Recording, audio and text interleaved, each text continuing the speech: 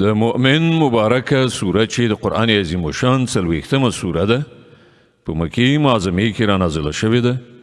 85 مبارک آیاتونه لري. تلاوت او پښتو ترجمه یې له لومړي آیت څخه اورئ. بسم الله الرحمن الرحیم. د الله په نوم چې ډیر زیات مهربان پورا رحم لرونکی دی. حمیم. تنزيل الكتاب من الله العزيز العليم غافر الذنب وقابل التوب شديد العقاب ذي الطول لا إله إلا هو إليه المصير. حمیم.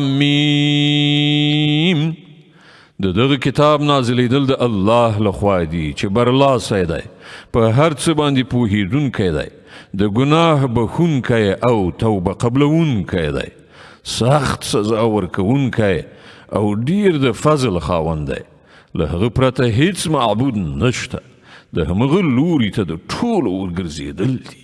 ما يجادل في آيات الله إلا الذين كفروا فلا يغررك تقلبهم في البلاد. د الله په آیاتونو کې جګړې نه کوي مګر یوازې هغه کسان چې هغوی کافر شوي دي. له دې وروسته د نړۍ په هیوادونو کې د هغو ګرځېدل را ګرځېدل تا په څه فریب کې وانه چوي. كذبت قبلهم قوم نوح والأحزاب من بعدهم وهمت كل أمة برسولهم ليأخذوه وجادلوا بالباطل ليدحضوا به الحق فأخذتهم فكيف كان عقاب. لدوینه مخکې د نوح قوم هم حق ته د دروغو نسبت کړی دی او له هغو نه وروسته ډیرو نورو ډلو هم دغه کار کړی دی. هر قوم پر خپل پیغمبر باندې حمله وکړه تر څو چې هغه ونیسي. هغوی ټولو د باطل په وسیلې سره د حق د مغلوب ښودلو هڅه وکړه، خو په پای کې ما هغوی ونیول. نو وګوره چې زما عذاب څنګه سخت و. وكذلك حقت كلمة ربك على الذين كفروا أنهم أصحاب النار. په همدې ډول ستا د پروردګار دا فیصله هم په ټولو هغو کسانو باندې تطبیق شوې ده چې د کفر مرتکب شوي دي، چې هغوی دوزخ ته تلونکي دي.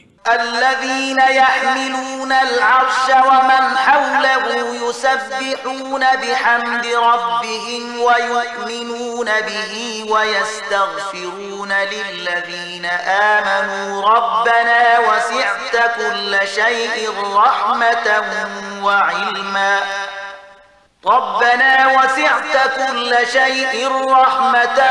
وعلما فاغفر للذين تابوا واتبعوا سبيلك وقهم عذاب الجحيم. د الهي عرش حامل پرښتې چې د عرش شاوخوا حاضرې اوسیږي ټولې د خپل پروردګار له ثنا ستاینې سره د هغه پاکي بیانوي. هغوی پر هغه ایمان لري او د مؤمنانو په حق کې دعا کوي. هغوی وایي ای زموږ پروردګاره، ته په خپل رحمت او په خپل علم سره پر هر شي باندې خور شوی. نو هغو کسانو ته بخښنه وکړه او د دوزخ له اوره یې وژغوره چې هغوی توبه ویستلې ده او ستا لاره یې غوره کړې ده. ربنا وأدخلهم جنات عدن التي وعدتهم ومن صلح من آبائهم وأزواجهم وذرياتهم إنك أنت العزيز الحكيم. وقهم السيئات ومن تق السيئات يومئذ فقد رحمته وذلك هو الفوز العظيم. ای زموږ پروردګاره، او هغو جاودانی جنتونو ته داخل کړه چې تا د هغو وعده له هغو سره کړې ده او د هغو له مور پلار او میرمنو او اولادونو څخه چې څوک صالحان وي هغوی هم له هغو سره یو ځای هلته بوزه. ته بېشکه قادر مطلق او د حکمت څښتنې او وژغوره هغوی له بدیو نه. تا چې څوک د قیامت د ورځې له بدیو نه وژغوري پر هغه دې لوی رحم وکړ همدغه ستر بریالیتوب دی. إن الذين كفروا ينادون لمقت الله أكبر من مقتكم أنفسكم إذ تدعون إلى الإيمان فتكفرون.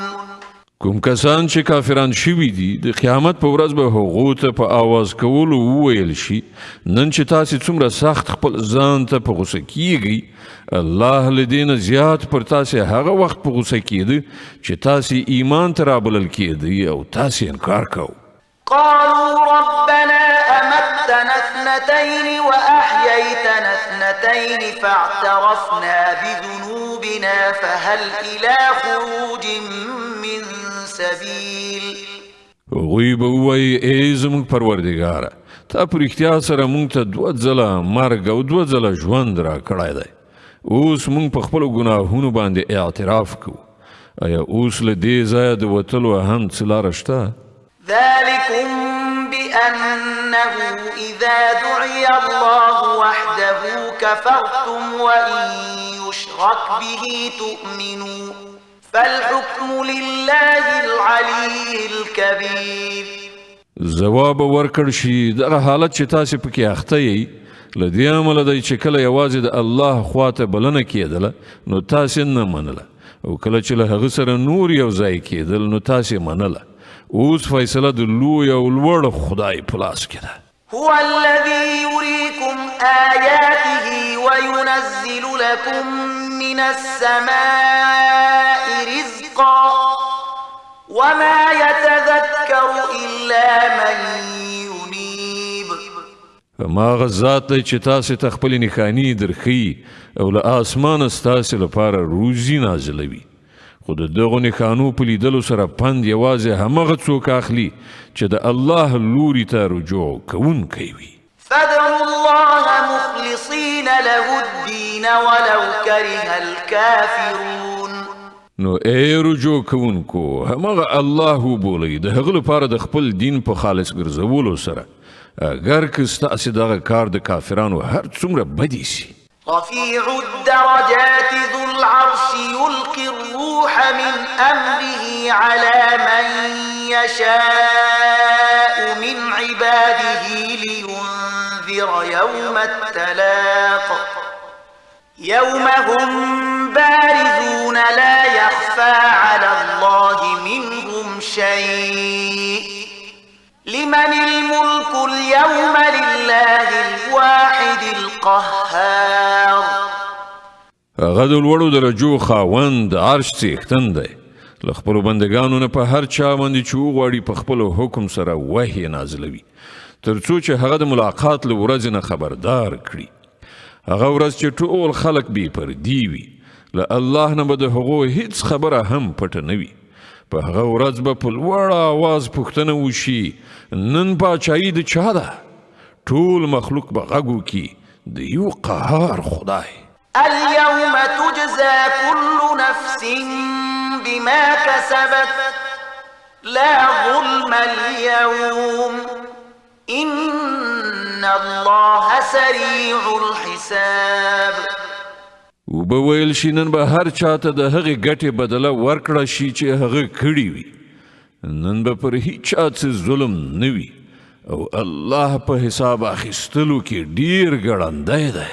وأنذرهم يوم الآزفة إذ القلوب لدى الحناجر كاظمين ما للظالمين من حميم ولا شفيع يطاع. ای پیغمبره دوی له هغې ورځې نه وډار کړه چې رانږدې شوې ده کله چې له ډېرې غوسې زړونه خولې ته راغلي وي او خلک غلي ولاړ وي. د ظالمانو به نه کوم خواخوږی دوست وي او نه کوم سپارښتګر چې خبره یې ومنله شي.